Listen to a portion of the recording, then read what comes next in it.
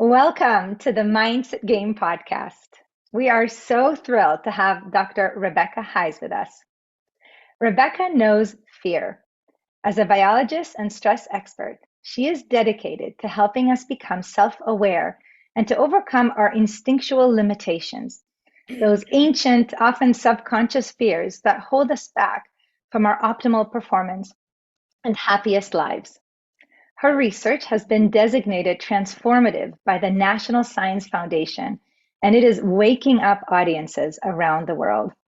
Rebecca is the author of the newly acclaimed book, Instinct, as well as being the founder and CEO of the 360 review mobile application, icueity, and a very highly sought after professional speaker. In fact, Rebecca and I are fellow Vistage speakers, which is how we first met, and I'm absolutely thrilled and excited and very grateful to have you here with us, Rebecca, to talk to us about a topic that is so important, the topic of fearlessness. So, from all my heart, thank you for taking the time to be here with us Oh today. my goodness, thank you. This is an absolute delight. I'm really looking forward to the conversation.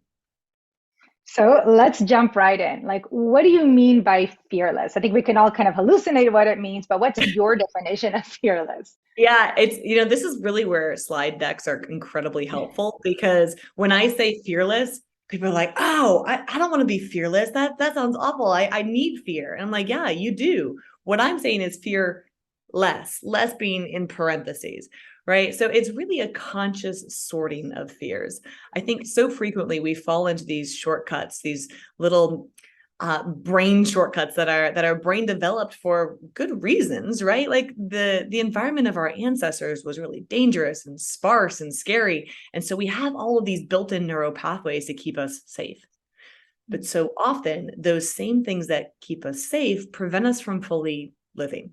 So fears of rejection, right? Like no, that's a huge fear for people, like a massive fear, because to our brains, based on the shortcut and the environment in which they evolved, you get kicked out of the tribe, you die, right? Like that's it. There's no coming back.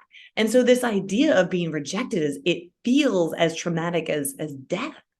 And in fact, when we look at the brain pathways, sorry, I'm getting really nerdy about this kind of stuff. Go This for it. We love it. the same parts of the brain light up when we're rejected as when we have physical pain, like a broken arm. And so we're experiencing physical pain for these emotions, for these actions that really we need to separate out. We need to become fear less, a little bit less on certain things. So really I'm talking a lot about fear of failure, fear of rejection, fear of going all in, of being an authentic self. So often we don't show up as ourselves because we're afraid. Like we're just, well, I'll be judged. I won't be enough. What if? So that's what I do. Yeah. Oh my goodness. And it's such important work. It really is, because I think probably everybody listening to this or watching this has some version of fear that is at least slowing them down, if not holding them back from going for something all in their life, something that's meaningful and important to them. So, how do we do it? How do we soften or lessen some of that fear? Yeah, I mean, I have come up with what I call the ABCs. It's a basic editing process. So we have these stories in our brain, and listen, anybody that doesn't think that your stories in your brain are powerful, I challenge you to sit with yourself for 20 seconds and just listen. Because the stories that come up, if you actually listen to things, and this is the whole point behind meditation, right? Is we're not aware so frequently, we're not even aware of these unconscious stories that our brain is telling. And when we're quiet enough to listen, we're like, whoa, my head is so full of trash. Like it is just constant fear. So, in order to get through this, to get past this, the first step is awareness. We need to become aware of the stories that we're telling. So, the A, if you will, is awareness, or asking if it's a tiger. So I love this step because I really ask you to ask, is this thought, is this fear a tiger? Is it something that can actually kill me? Like, well, I'm afraid of public speaking. So what happens? What's the worst case scenario? You get up and you bomb. Do you die? If it's not a tiger, then these stress responses that we're having, this fight, flight, freeze response, they're not serving us. right? It's actually holding us back and causing us to have a less great experience. So, and we can talk about that in a minute. We can adjust how we experience the story as well. So, is it going to kill you, right? Is it a tiger? If the answer is no, which it will be 99.9999999% of the time, and incidentally, if it's yes, your body's already doing what it's supposed to do, right? So if we take the time to recognize it's not a tiger, then we can move into the B, which is take a breath. And this is everybody's least favorite part, because since you were high, you've been told just take a breath, right? And it feels like lousy advice because you're like, what's a breath going to do? I'm stressed. That's not going to do anything. But the reality is we breathe subconsciously all day long, right? We're just, and as we get more stressed, we breathe more and more shallowly, which means the tips of our lungs actually collapse and trap CO2. At this stage now, our gases are out of balance, and that exacerbates the stress cycle.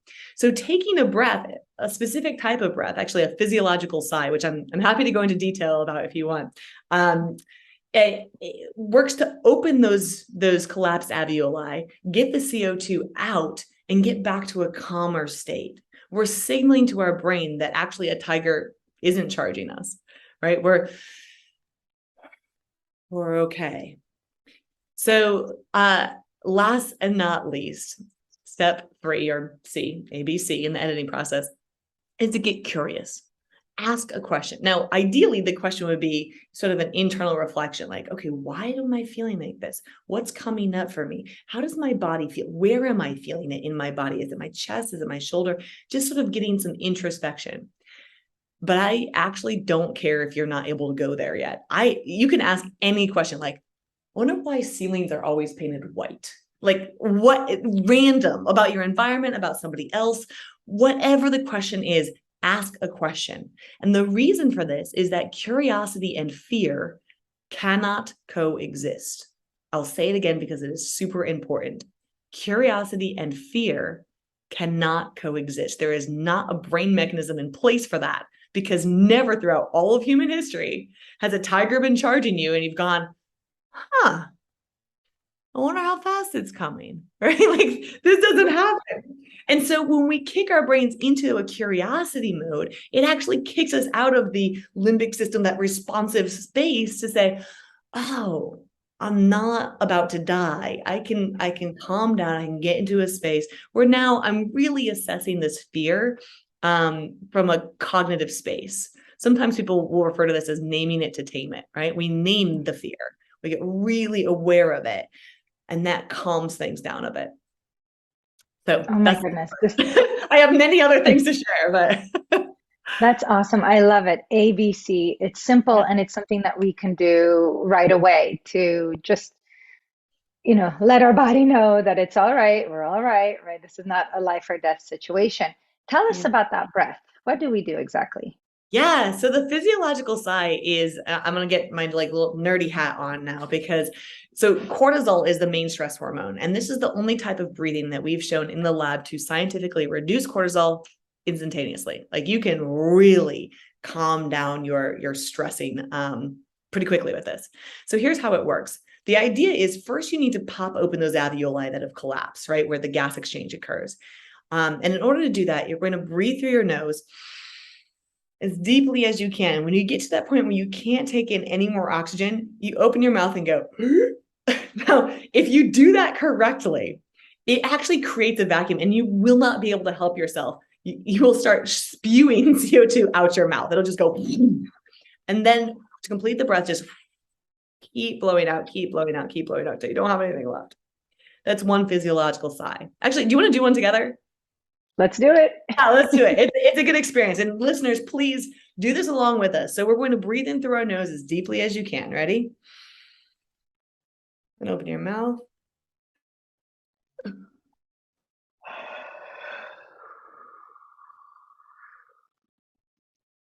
Feel that difference?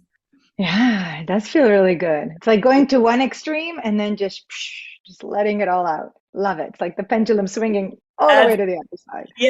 Yeah. And it really helps to just focus specifically on that breath for just a moment, so that you're really actually shifting your focus just for a minute from the fear to the breath. Now, you want to return to that fear.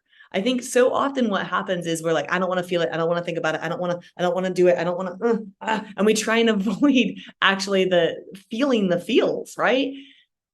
It doesn't work. I'm sorry. I've tried it my whole life and it just doesn't. We're like, I don't want that pain. I don't want to do it. We'll try and numb ourselves in various ways. But what we know is like, I'm going to tell you not to think about pink elephants. Just don't think about them. Just don't think about those pink elephants. Don't you dare think about, like, of course you're thinking about pink elephants, right? So when our focus stays on the pain, I don't want the pain. I don't want to think about the pain. I don't want to, we're still going to think about the pain. So that breath is just a momentary get out of it and then come back to it. So now we can edit it. We can begin to deal with it and question it. Like, is this something that I really need to fear? Is this an adventure or is it an ordeal? Can I make that shift in my head? And so often these stories that we create about it's an ordeal, it's a tiger, it's a tragedy, end up, we cause ourselves a lot of stress thinking that when we can say, well, I'm feeling this. Maybe I'm excited. Maybe this is actually an adventure. So, yeah. Oh my goodness, that is just brilliant. And like I said, I just love that it's so like simple. Thank you. And I think you asked me something. I'm not even sure if I answered the question. Sorry. You did ask me, Well, like, how do we do it, right? So we've yeah, got the ABCs, we have an experience of the breath. Now, what about like things that you think about in the future that you have fear about? So you're not actually in the event. Like, how can you use this in advance of an event? yeah, that's a great question. So I often say that so frequently people live in anxiety in the future. They live in depression in the past. And very rarely are we in the present, calm, okay, recognizing that right here, right now, it's all right. So thinking about the future, listen, I love thinking about the future. I'm not saying don't think about the future, but when you're thinking about the future and you feel that anxiety come up, do your ABCs, right? And then I think one of the things that you can do is keep a journal. I'm a huge fan of journaling because I like data. And often I will create mountains from molehills, right? I'll be thinking about this thing is going to be epic. It's going to be so big. I'm never going to be able to accomplish it. And then I go through that. Everything is fine. And when I look back, I'm like, oh, I wasted so much time and energy on the anxiety bit that I really could have put that energy towards accomplishing that goal or getting over that hump. So for me, that journal is a record for me to when I get into those anxious thoughts, those, oh my gosh, this thing is coming up and I'm going to fail. And I look back at my journal, I say, oh, look at how many other times I had those thoughts. Everything was fine. And it worked out in the end. The what ifs, well, what if it all goes right? Do we need to be even telling a story about this, right? Maybe there'll be a tragedy. Maybe it'll be an adventure. Who knows, right? That's for their future to tell. So the less we kind of attach these stories to the future, it'll be a disaster. Yeah, maybe that disaster is exactly what you need right now. Actually, can I tell a quick story? Of course. So my grandfather was the one who taught me this. Inadvertently, it was at his funeral, and he was a really kind man, very silent, very strong silent generation. And so we were really, really worried about my grandmother, who had been by his side for 60 plus years. And I looked over her and she was suddenly looking frail, and she'd never so much as pumped gas by herself. And I was like, how is she going to make it? Like, this is going to be an absolute tragedy for her, which again, death is a tragedy. But I was looking at the future. I was getting really anxious about how is she going to make it? And we're driving from the funeral to the burial site, and her car is just in front of my car, and it goes swerving off the side. And I'm like, oh gosh, and here come the thoughts, right? Like it's a medical emergency. She's panicked. She passed out. There's all of these things going on. And by the time, I get out of my car and I leap to the side of her car, my dad is helping her out. She looks fine. And I'm like, what's going on here? And my dad kind of cracks a smile. He's like, your grandma just kind of wanted a donut. And I look up and like we pulled into the plaza of her favorite donut shop. And she's like, it was on the way. So here I am wasting all this time and energy and anxiety about something's going wrong, something, when sometimes you need a donut. That's brilliant. Brilliant, brilliant. Oh my goodness. Wow. So, the stories, right, that we tell ourselves, right, what you told yourself clearly, right, as in your example, are not even true. So, Right. where do these stories come from? Yeah, it's a great question. I mean, the stories really are there to protect you. These are ancient mechanisms, ancient shortcuts in place. And I'll say, really, it's twofold. I tend to think only about the biology. All right. So if you get kicked out of the tribe, this is the worst thing that can happen. So always prepare for the worst. That's your brain trying to protect you, trying to prepare you for the worst case scenario. The other side, the other reason that we have these stories in our head is culture, right? Here's how you should behave. Here's how you should feel. This is how you should look. We can should ourselves to death really quickly in that. So we get stories from both our culture and from our biology. And I think one of the most helpful things to recognize here is that they're not malicious, right? So these things that come up, and I call them ants, right? Automatic negative thoughts. They're automatic, they're negative, they're nasty. They just kind of show up. But like ants aren't malicious. They're annoying and you don't like them and you kind of want to get rid of them, but they're not there specifically to ruin you. In fact, in this case, they're there to protect you. So often when I feel this anxiety or I feel these automatic negative thoughts come up, the first step that I do is I'm like, okay, brain, thank you. Thank you. Because I actually give gratitude to my brain. Sounds really weird because I literally do tap myself on the head like this. If you're not watching this, I'm tapping myself on the head. To thank my brain, like, hey, thanks. I know that you think you're protecting me here. I really appreciate that. And that's not the story I need right now. In fact, I'm going to tell a slightly different story.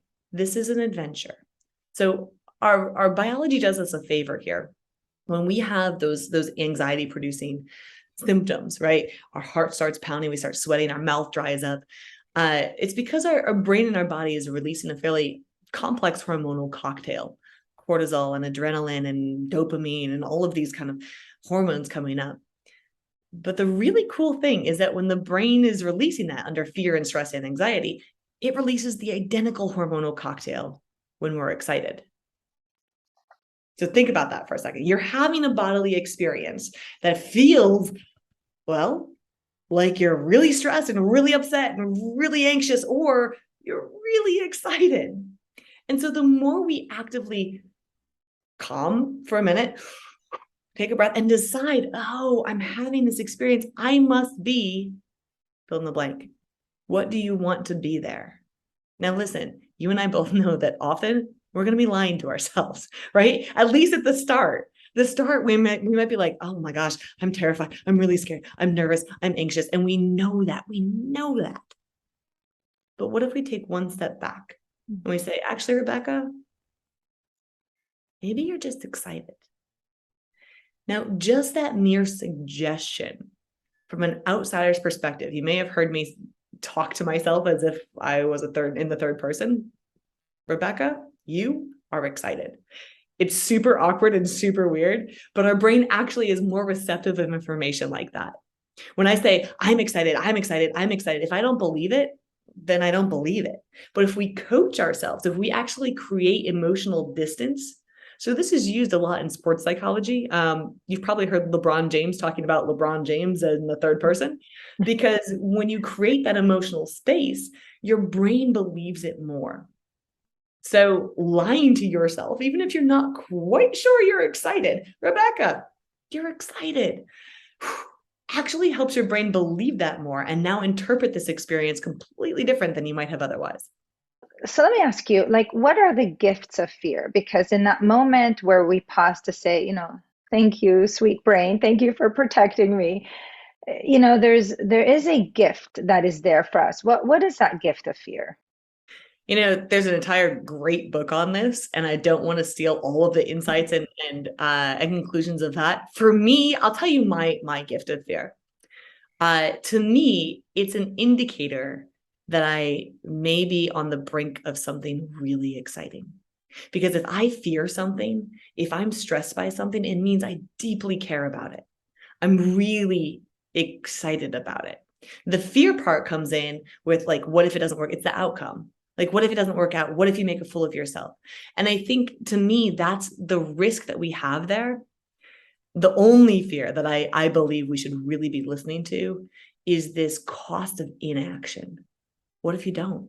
What if you don't go all in? What if you don't give it a shot? What if you don't show up? What if what if you die with the music still inside of you? That silent siren of regret, to me, that is the gift of fear. It's the, hey, you should pay attention because this is a big deal. And you do not want to be laying on your deathbed thinking about, what if I'd done that? What if I had tried? What if I'd gone all in? I think so many of us exist our way through life because it's safe. And anytime that siren comes up, we're just like, okay, I won't. But to me, that's not a life, right? That's not fully living. That's an existence. So I really want to challenge people to recognize, exactly as you're saying, like, this is a gift. And when we're willing to recognize it, to acknowledge it and go, oh, this is important to me. This is a risk that maybe is worth taking. I think that's when we get to a point where we're truly living. Oh, that is such a cool reframe. And, in my heart, I kind of felt for, many people, again, that, are hearing your words and saying, wow, what if I don't do this? And, that kind of silent regret, as you said. I mean, it's like when the pain of not doing something is greater than the potential pain of doing it. And we can, of course, take actions to take care of ourselves and to lessen some of the risk. Then it's momentum, right? It's like, all right, I got to do this. It's not a should, right? Like you talked about that Right. earlier, but it's like I must, because it's part of my higher purpose, if you will. So I think there's something really magical about connecting those things that we might be experiencing some fear about with something that's deeply relevant and important to us, like with our values. Couldn't Yeah. agree more. I couldn't agree more. That's actually, so I'm going to butcher this quote, but I'll give it a shot anyway. David White, who is an incredible poet, talks about the cure for exhaustion isn't rest, it's wholeheartedness, right? It's going all in. It's having, I think so often we get caught up in these fears and we do 1,000 different things and we're exhausted at the end of the day because we haven't found that purpose. We haven't found or allowed ourselves to feel all in, wholeheartedly a part of something. So yeah, to your point, like where are we sacrificing the costs of action for, or the cost of inaction for safety? And I love that quote. Thank you, Rebecca, because that state of like wholeheartedness, I think, comes from a more purposeful intention and kind of taking, even if it's tiny little baby steps, but toward that, right? Getting some progress, on that which is meaningful. And I think wholeheartedness also comes from connection with others, right? That tribe. So I can share a quick example if that's all right. I'd love it. Yeah, absolutely. So this past Saturday, we had some plans, kind of like last minute plans with some friends to listen to like some Brazilian music. There was a concert going on in town, and I felt so tired. Like I had just a few speaking things this week and travel and coming off of a big training the week before, just hadn't really come back to balance. So I kind of said to my husband, I really want to go. Part of me really, really, really wants to go and see everybody and listen to the music. But a part of me is just tired. I just want to sit on the couch and do nothing, right? So I decided to go. Why? Because it was connected with my values, right? The connection, relationships. And I thought, yes, the music could be awesome and fun, but I really want to see my friends, right? Like it's important to me. So we went, and like not even 20 minutes into it, I was dancing and I just felt like on top of the world, right? A complete 180 from where I was before. So, there's something about like elevated emotions, and whether that comes from connecting to our values and things that are important to us, or connecting to people that are important to us, just raising that vibration. I think state is so important. And I think that the essence of what you teach very much is about state, right? In doing the ABCs, taking those breaths, asking ourselves these empowering questions, right? Having that metacognition, right? This kind of Rebecca, you're excited, right? Or you're passionate, whatever it might be. All of that is about changing the state so that we can think differently and therefore behave differently and get different results. So, what do you say to people that are like, all right, like I can manage my own fear now, thanks to you. But what do I do with these people in my life that are like draining my energy or triggering me, or they're like swimming in fear and cortisol all day long? What do I do about that? Yeah, it's so funny that you asked me that question, because I was literally about to tell this story as you were talking about connection and the vibrations of other people. So bear with me. I'll get to that answer, I think, in this story. Please take your time. That one of my favorite examples about how fear is spread and how happiness is spread and how fearlessness is spread is that if you take two violins that are tuned to one another, and you put them in the same room, but across the room from one another, and you pluck the string on one violin, the other one will begin to vibrate and play the same note. Now, to me, that is so beautiful and so special and so deeply true to the human nature, because we are a social species. We are a social species, which means we are reliant on mirror neurons. We reflect back to us what we see. And so when you come in and you are angry or scared or fearful, my first reaction is to feel that and become that way myself. You can actually watch fear spread. You can watch happiness, but I'll stick with happiness because I like watching happiness spread. It's really simple. You're a speaker. So if you go into a room, would you rather speak? This is just out of curiosity. Would you rather speak to like a small room or a really big room? Oh, good question. It depends. It actually depends on the energy in the room. Yeah. Yeah. Okay. Fair enough. Yeah. I should have known it wouldn't be a simple answer. Most people are like, give me the biggest room possible. And I think, you get different experiences as a speaker in different rooms, right? You get a little loss of intimacy on that one-on-one. But so frequently, the reason that people like really big stages for speaking is that if you can get one person to laugh, just one out of the 1,000 people say you're speaking to, then a bunch more will start to laugh. And then when they hear those, others will laugh. It's a ripple effect. So anytime you're asking this question of like, well, I've got my fear managed, how can I help other people? My answer is twofold. One, you can't. That's the hardest lesson to learn, is that you do not get to affect other people's stories. Now, you can help them, you can model for them, you can, give them some ideas and things that are working for you, but they have to want to make that change themselves. You cannot influence their emotional state beyond where they want to be influenced. And so, this roller coaster that I often describe in my keynotes, I'm like, look, that's life. Like, you are on this, you can love me, love me, love me. I want you to love me. Why don't you love me? I want you to be calm, or just calm, just calm. We try and control so many other people and so many stories of other people. But just like my grandmother, I couldn't control her story. Even if I wanted to, I probably would take it in a bad route. And the more we are able to let go of controlling the stories of other people, and even controlling the stories that we tell, the more we can stay in that peace and that calm and that presence without having to attach an outcome to it. So the first answer is you can't. The second answer is, but you can a little. And yeah, I realize how contradictory those are. All right. So yeah, you can a little, because you can be that violin in the room. And especially as a leader, what the science shows is that actually, if you are a happy leader, if you are even if you're faking it for a little bit, because you're just, okay, it's a Monday and man, things are piling up, but here I am, and we're going to go in with a positive energy, you actually increase the happiness levels of those that work with you by 20%. Think about that for a second. You're increasing the level of happiness of those that work with you by 20%. That's incredible. And the effect is like a ripple effect. So you actually affect the happiness of people 5 times removed. So as a leader, think about what your energy is doing in that room. You're not only affecting your direct reports, but their reports, their family members, the friends of those family members. I mean, this is an incredibly contagious state.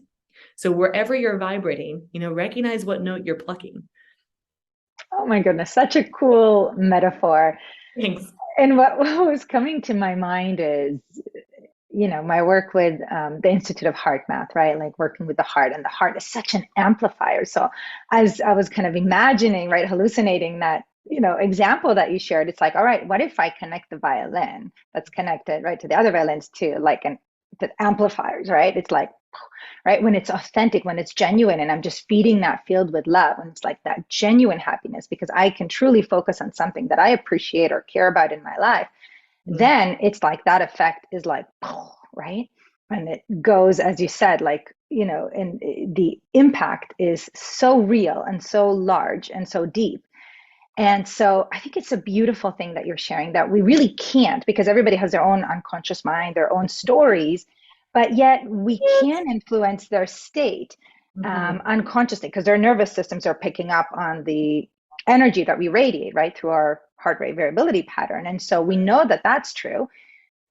And it starts with us, which is why I love going back to the ABCs, because if I'm a leader going into work feeling a lot of fear, yeah, I can fake happiness, but my real vibration is still lower, right? So Yeah. I love how you're combining like your suggestion of like, let's take care of ourselves so that we can radiate more of that happiness and help other people, perhaps feel a little less fear about what's going on in their life. So to me, the biggest gift of becoming fearless is that you do have the potential to create space for others around you to fear less as well. And so about a year ago, I discovered that I was pregnant. Now, this was not planned. I'd spent my entire life trying to avoid being pregnant. And so I was like, okay, hey, hubby, we're going on an adventure. Here we go. Right. And what an adventure it was. Like, it was incredible. People tell you all the time, right? Oh, being pregnant and having it, like, it's what an adventure. And that was facts for me. I processed that at the cognitive level, but I never felt it, right? I never had the limbic system, that whole emotional state involved. And oh my gosh, I was like, suddenly this was the most important thing on the planet, right? So I'm obsessed, and I'm watching this little sesame seed become a grape and then a kiwi. And I was like, this is so cool. And then just before Christmas, I was prepping for a talk in Cleveland. And I woke up to what no pregnant woman should ever have to wake up to. It was a fairly unfortunate event.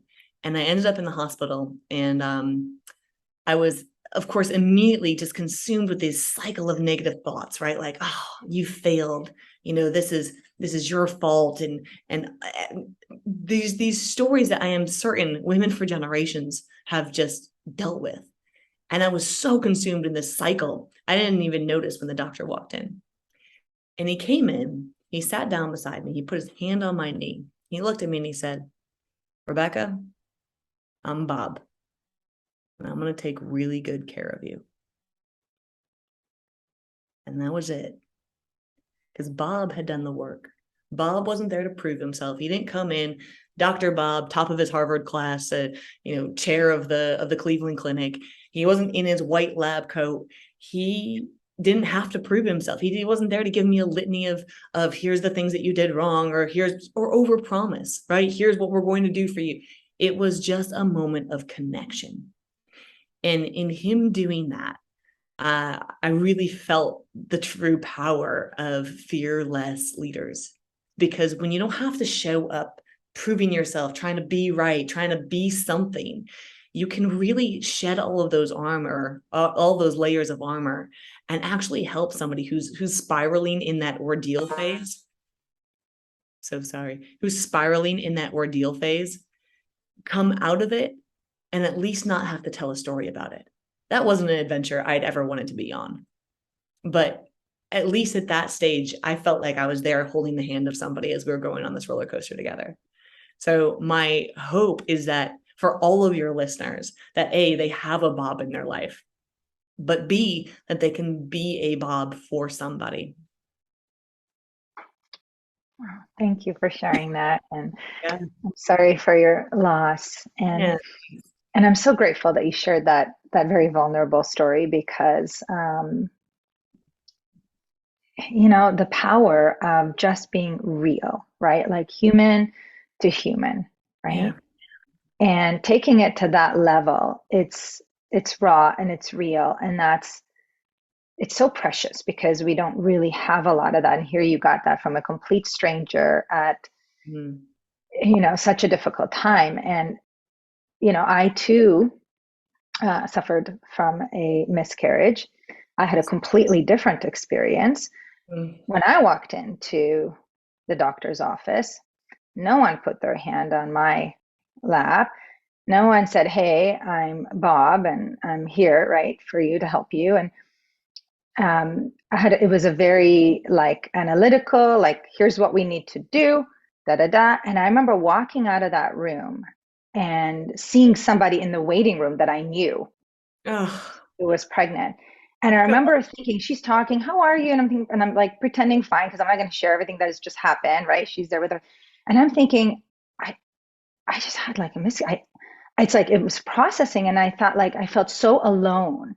Yeah. And like complete grief, full blown grief, but yet all alone, like, and I felt like nobody got me, right? And so the precious gift, I think, of all of us just remembering, everyone in our life, right, might be going through something pretty major. We don't know where they were earlier that day, kind of, right? That Yeah. idea.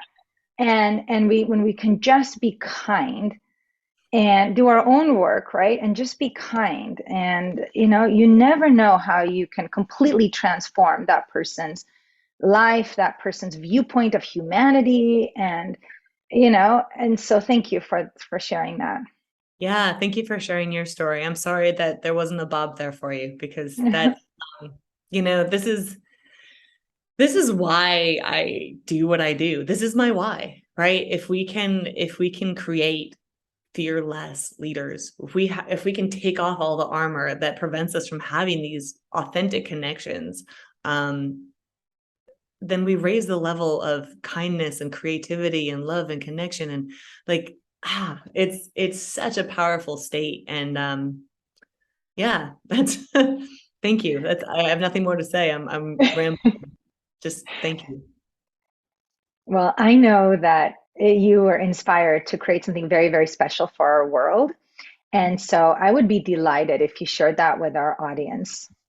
Sure. So, my latest project is called Year of Happy, and it is exactly what it sounds like. It is 52 weeks of programming around positive psychology, stress, anxiety, fear of rejection, failure, imposter syndrome, boundary setting, positive manifestation, all of the things. And it's videos delivered by me through a weekly email. It is a pay what you can, pay what you want, completely free resource. My goal in this was really to spread happiness. That's my whole life motto, is to spread happy. I think we get a choice as to how we influence the world. We can spread fear and hatred, or we can spread love and happiness. And without sounding too like woo woo, because I am a hard nosed scientist at the end of the day. I have used a lot of science in this program, and I'm really proud of it. So my hope is that each and every one of you will have an opportunity to kickstart out of languishing, out of that like meh state, and really refire your happiness. And how can we learn about that? Oh yeah, you can just well, one of two things. You can reach out to me directly. I always love to hear from you all. So please reach out to me. My Instagram is Dr. Rebecca Heiss, Heiss. My email is rebecca@rebeccaheiss.com, and you can reach directly to me. Or you can go check out yearofhappy.com, and you can sign up right there and kickstart your way through the program. So there's lots of resources on that site. Oh, thank you, Rebecca. I can't wait to check it out. And whether it's a small audience you're speaking with, or a huge audience, or the world, right, as we get to do today, my sincere hope is that people will check out what you have to share. It's all evidence based, and it's real and it works. And the only way to know that it works is to try it and to use it, not just try it, but to use it, right? So thank you for Oh, being with thank us you. today. Thank you for saying that. I really appreciate it because, so often I think I'll stop after this, but I can't Take resist your time. this point. Like so often, some of the things that sound so basic, like breathing techniques and visualization, people are like, "Yeah, that's woo woo. What else you got?" And I'm like, look at the science first, because the science is really powerful around visualization techniques and meditation and lowering blood pressure and actually changing neural pathways. We can do that in 15 seconds together. So please, please, please go all in, give it a try, tell yourself a different story, and you'll see the outcome. So thank you so much for having me. This has been a delight. Oh, thank you. Big, big hug to you. And just loads of gratitude for all the happiness that you bring to our world. I truly believe that you're transforming our planet and just all my love. Oh, right back at you. Thank you for being this open, vulnerable, fearless leader that you are.